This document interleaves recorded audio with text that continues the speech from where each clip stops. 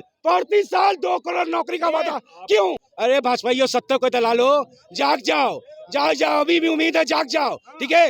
ये तो हिंदुस्तान की जनता इस बार बताएगी तुम। राहुल गांधी फ्लॉप है, मोदी के सामने बिल्कुल फ्लॉप है। कैसे कैसे? जो रोजगार देने का जो बात करेगा, जो वादा करेगा विकास के लिए, आप उसको फ्लॉप बोलेंगे? है ना ए मोदी जी, अब एक ही चीज बाकी है, ये जो सांस ले रहे हैं ना, सांस नसों से 2024 में ओकड़ों में ट्रांसमीटर लगा दीजिएगा।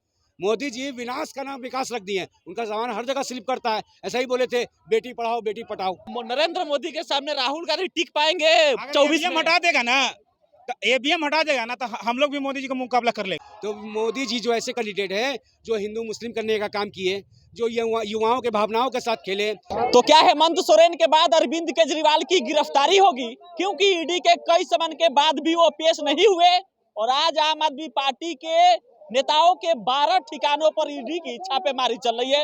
हम पटना में मौजूद है और पब्लिक जो है यहाँ से राय लेना चाहते हैं कि आखिर क्या गिरफ्तारी के डर से अरविंद केजरीवाल पेश नहीं हो रहे हैं? क्या चाहते हैं? डर है अरविंद केजरीवाल को? अरविंद केजरीवाल को डर है गिरफ्तार होने का? देखिए, बिहारी हम लोग तो नहीं डरते हैं। अरविंद केजरीवाल अगर डरते होंगे तो उनकी मर्जी, लेकिन अभी जो है प्रेजेंट में जो खेला का बात आप लोग कर रहे हैं, जो बिहार में खेला का, तो हम बता देना चाहते हैं कि अभी कुछ दिन पहले, अभी जुमा 8 दिन या फिर आपको 3-4 दिन पहले अभी झारखंड में खेला हुआ है, ठीक है? झारखंड में खेला हुआ है। झारखंड में एक ऐसी सरकार है जो विचारधाराओं की सरकार है, ठीक है? वो हिंदू मुस्लिम नहीं किया, ठीक है?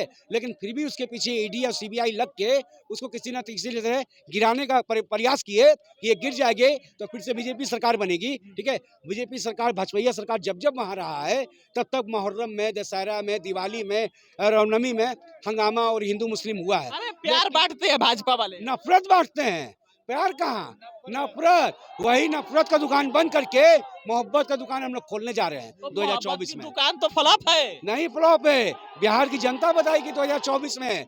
मोहब्बत के दुकान का सेटर जो है ना 50 फीट का है। क्या फीट का है?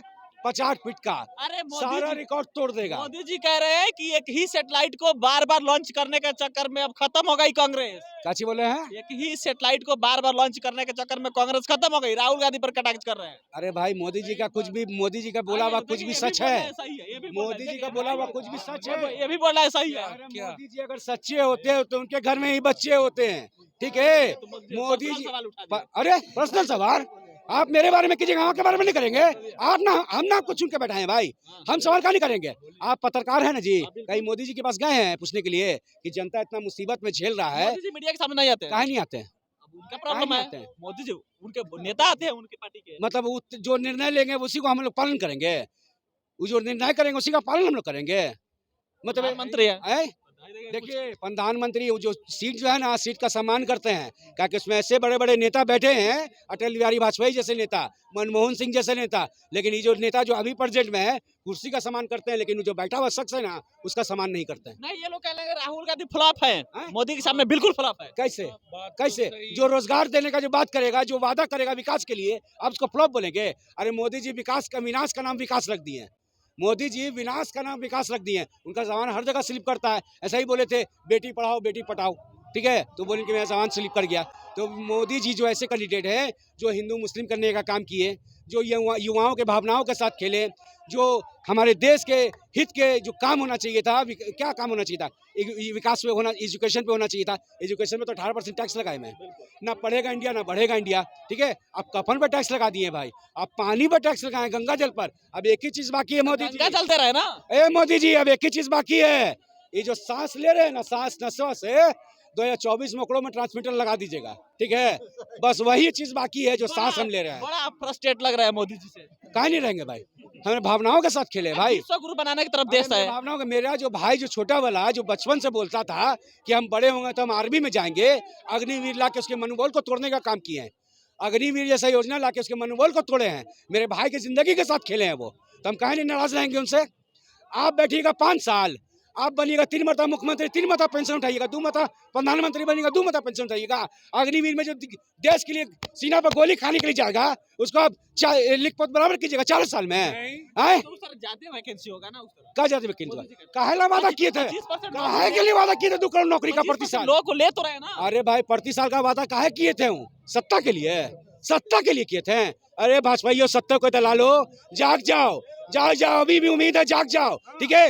ये तो हिंदुस्तान की जनता इस बार बताएगी तुमको 2024 में, ठीक है।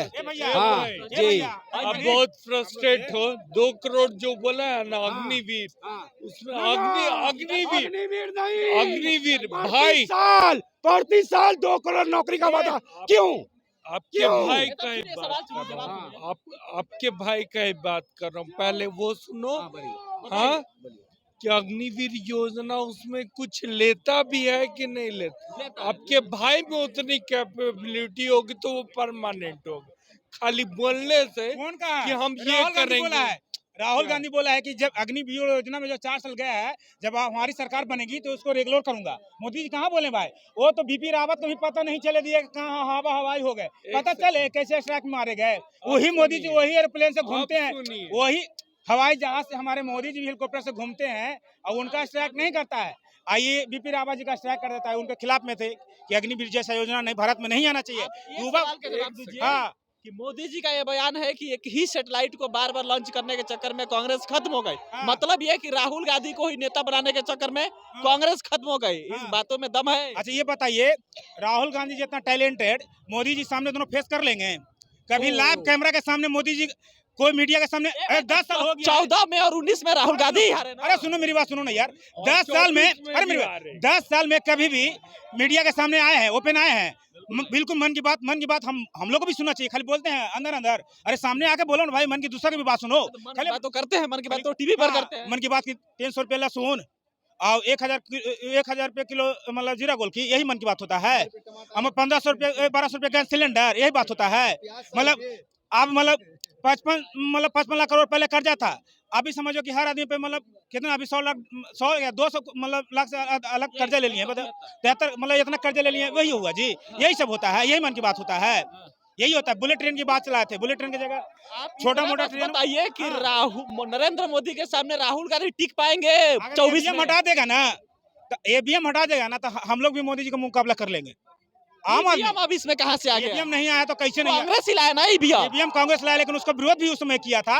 जो ईवीएम लाया, जो ईवीएम बनाया, उस पे वोट लेता है? नहीं लेता है, कभी नहीं लेता है। कांग्रेस ही ईवीएम लाया ना। हाँ, तो उसका विरोध भी तो कर रहा है ना, इसके वजह से 100 जब अपना सत्ता रहे तो विरोध करिए, जब आप सत्ता में रहे तो ला दीजिए। सुनिए, अभी ईवीएम का आप पता है, सुप्रीम हाई कोर्ट का जज आप कैसे बैठता है? 2 मंत्री रहता है, किसका? एक प्रधानमंत्री रहते हैं, एक बीजेपी का मंत्री रहता है, एक सुप्रीम जो हाई कोर्ट होता है ना, उसका एक आदमी रहता है।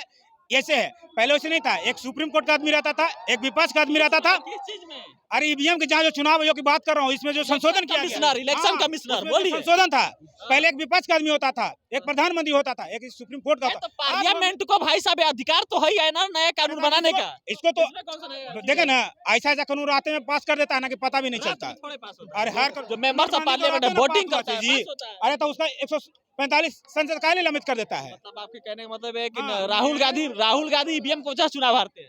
नहीं, देखिए ईवीएम से भी चुनाव हार हो। अब देखिए, मुख्यमंत्री मायावती का नाम सुने है ना, उसका सुप्रीम कोर्ट का बैठा था रात के 3 बजे। कोई भी जो पद से मुख्यमंत्री रह चुका है, अरे मेरी बात सुनो, ए भाई, जो पद से मुख्यमंत्री रह चुका है, उसका सिंगल जो लोगों पर लड़ता है, उसका एक भी वोट नहीं पड़ता। तो आप समझ सकते हैं, मध्य प्रदेश में एगो चुनाव लड़ा है मायावती के हाथी चापर, उसका एक को वोट नहीं पड़ा। कैसे नहीं पड़ेगा जी? उसका अपना वोट दिया होगा, उसका अथी वाला, उसका जो पार्टी से रहता है वो दिया होगा, कैसे नहीं वोट पड़ेगा? तो यही सब हो रहा। देखिए, चुनाव हम लोग 2-3 चुनाव वोट दे चुके हैं, उसमें एक स्लिप निकलता है, आप किसी पार्टी को, उस चीज को क्यों नहीं मिलाता है? इसमें सुप्रीम तो विपक्ष चुनाव ना लड़े, बहिष्कार कर, जब ईवीएम में इतना गलती है तो यही तो कह रहे हैं। और लोग देखिए, यही चीज का सुप्रीम कोर्ट में चल रहा था, 145 संसद को निलंबित करके हटा दिया मोदी जी। तो ये उससे बहस लड़े, अभी उसका इतना पावर है ना कि जो चाहेगा वो कर सकता है, इसमें किसी को कोई। तो ये लोग कह रहे हैं कि राहुल गांधी नरेंद्र मोदी के सामने तो मजबूत है, लेकिन ईवीएम की वजह से वो चुनाव हार जाते हैं। लेकिन इस पर आप क्या सोचते हैं? प्रतिक्रिया दीजिएगा। बहुत बहुत धन्यवाद।